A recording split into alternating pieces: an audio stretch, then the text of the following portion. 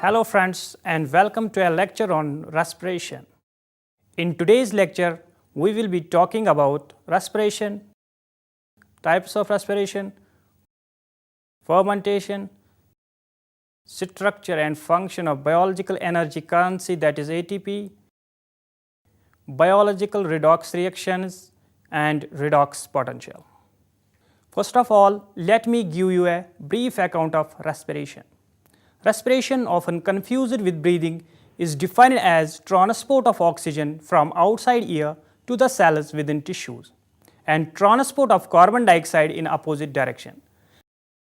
In contrast to the biochemical definition of respiration, which refers to cellular respiration as a set of metabolic reactions and processes that take place in the cells of organisms to convert biochemical energy from nutrients into adenosine triphosphate and then release waste products.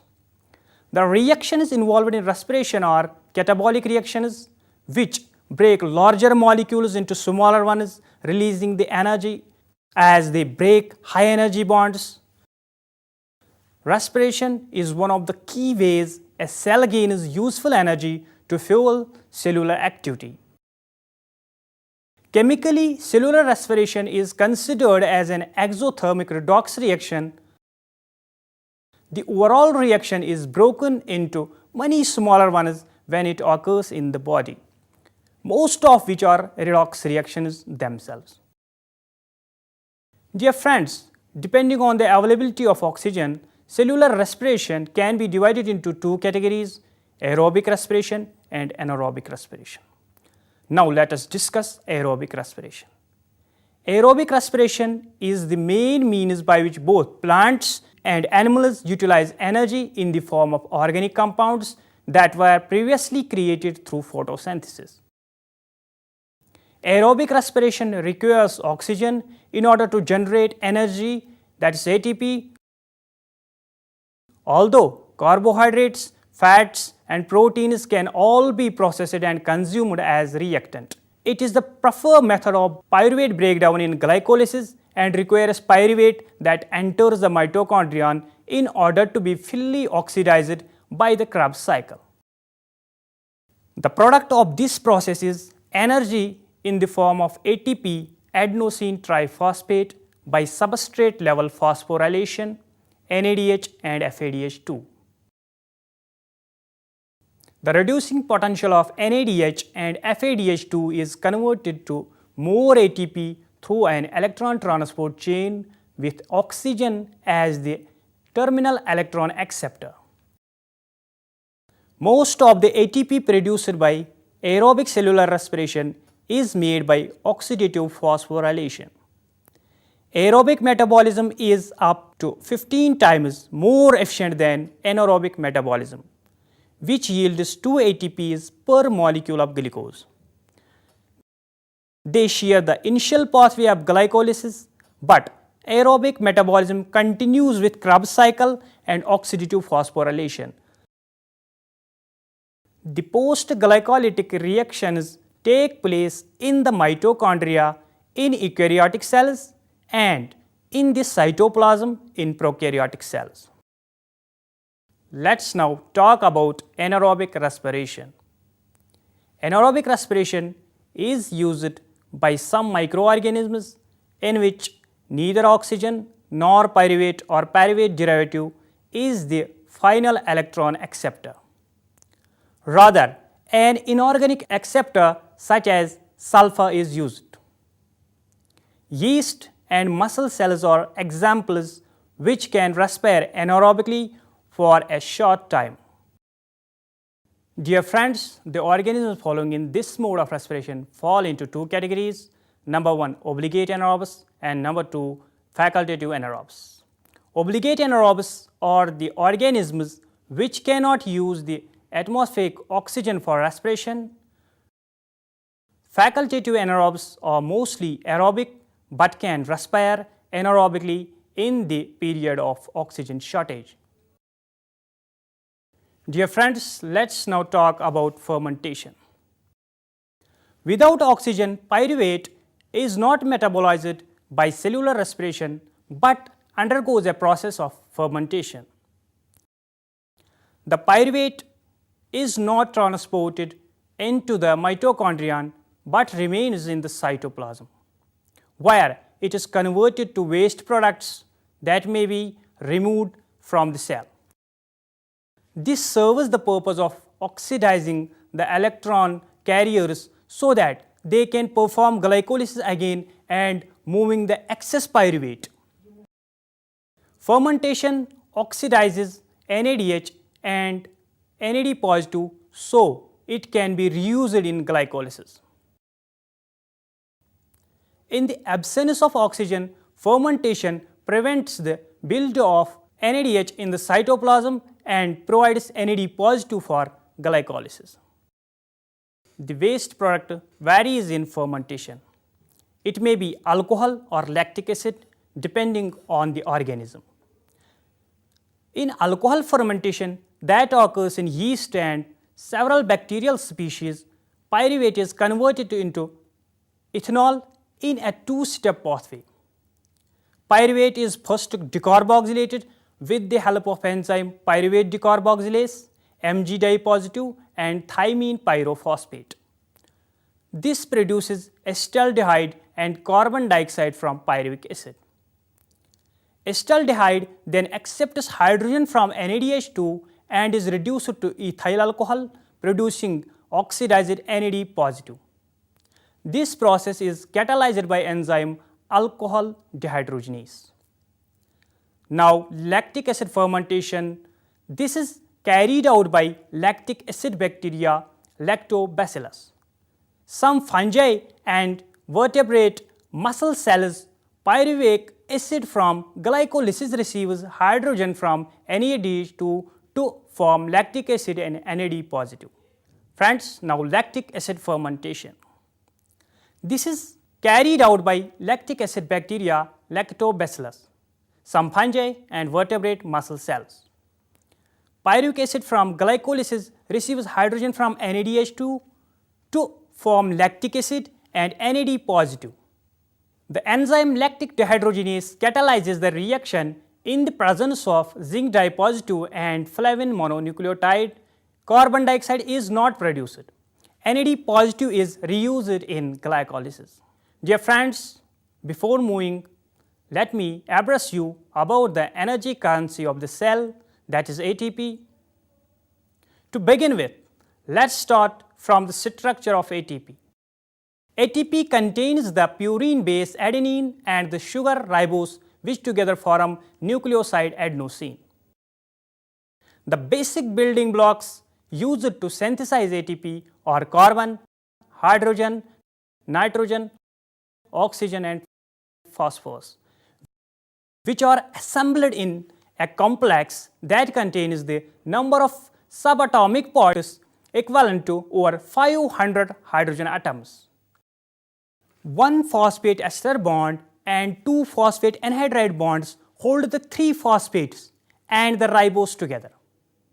The molecule also contains a glycosidic bond holding the ribose and adenine together. Phosphates are well-known high-energy molecules, meaning that comparatively high levels of energy are released when the phosphate groups are removed. Actually, the high energy content is not the result of simply the phosphate bond, but the total interaction of all atoms within ATP molecule. Now, let me highlight the important functions of ATP. The ATP is used for many cell functions including transport work, for example moving substance across cell membrane. It is also used for mechanical work, supplying energy needed for muscle contraction. It supplies energy not only to heart muscle for blood circulation and skeletal muscle such as for gross body movement, but also to the chromosomes and flagella to enable them to carry out their many functions.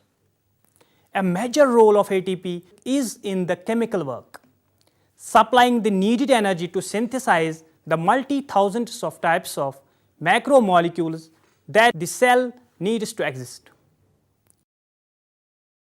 ATP is also used as an on-off switch both to control chemical reactions and to send messages. The shape of protein chains that produce the building blocks and other structures used in life mostly determined by weak chemical bonds that easily broke and remade. These chains can shorten, lengthen and change shape in response to input or withdrawal of energy. The changes in the chains alter the shape of protein and can also alter the function or cause it to become either active or inactive. Dear friends, let's move towards the most important section of this lecture, that is biological oxidation reduction reactions. The transfer of phosphoryl groups is a central feature of metabolism. Equally important is another kind of transfer, electron transfer in oxidation reduction reactions. These reactions involve the loss of electrons by one chemical species which is thereby oxidized and the gain of electrons by another which is reduced. The flow of electrons in oxidation reduction reactions is responsible directly or indirectly for all work done by living organisms. In non-photosynthetic organisms, the source of electrons are reduced compounds. In photosynthetic organisms, the initial electron donor is a chemical species excited by the absorption of light. Nitrogen, which is one of the major elements in the terrestrial and aquatic environments, circulates by many microbially catalyzed redox reactions. In fact, the only non-redox process in the entire nitrogen cycle is ammonia integration with and liberation from nitrogen containing organic matter. The movements of many other elements also involve redox reactions such as carbon, iron and sulfur. The path of electron flow in metabolism is complex. Electrons move from various metabolic intermediates to specialized electron carriers in enzyme catalyzed reactions. The carriers in turn donate electrons to acceptors with higher electron affinities with the release of energy. Cells contain a variety of molecular energy transducers which convert the energy of electron flow into useful work. Finally, let's talk about redox potential, also known as reduction potential or oxidation reduction potential. Redox potential is a measure of tendency of chemical species to acquire electrons and thereby be reduced. Reduction potential is measured in volts or millivolts. Each species has its own intrinsic reduction potential. The more positive the potential, the greater the species affinity for electrons and tendency to be reduced. The standard reduction potential is measured under standard conditions: 25 degrees centigrade, 1 molar concentration of each ion participating in the reaction, and partial pressure of 1 atmosphere for each gas that is part of reaction, and metal in the pure state. The standard reduction potential is defined relative to a standard hydrogen electrode, also called as reference electrode, which is arbitrarily given a potential of 0 volts. The potential of overall reaction at standard state can be shown by following equation: E naught is equal to E oxidized plus E reduced, where E oxidized and E reduced are oxidation half reaction and reduction half reaction respectively. For non-standard states, the reduction potential may be related to standard potential by Nernst equation. E is equal to E naught RT over NF into ln of Q, where R is gas constant, T is absolute temperature, N number of electrons involved in the reaction, F the Faraday constant, Q the reaction quotient. The redox potential is sometimes called the electrochemical version of Gibbs free energy represented by delta G. E and E naught may be related to delta G and delta G naught respectively by delta G is equal to minus NFE and delta G naught is equal to minus NFE naught. Dear friends, before I conclude, let me summarize what we have discussed so far. The reactions involved in respiration are catabolic reactions which break larger molecules into smaller ones, releasing energy in the process as they break high energy bonds. Number 2, aerobic respiration is the main means by which both plants and animals utilize energy in the form of organic compounds that were previously created through photosynthesis. Number 3, a major role of ATP is in chemical work, supplying the needed energy to synthesize multi-thousands of types of macromolecules that the cell needs to exist. Number 4, the flow of electrons in oxidation reduction reactions are responsible directly or indirectly for all work done by living organisms. Thank you.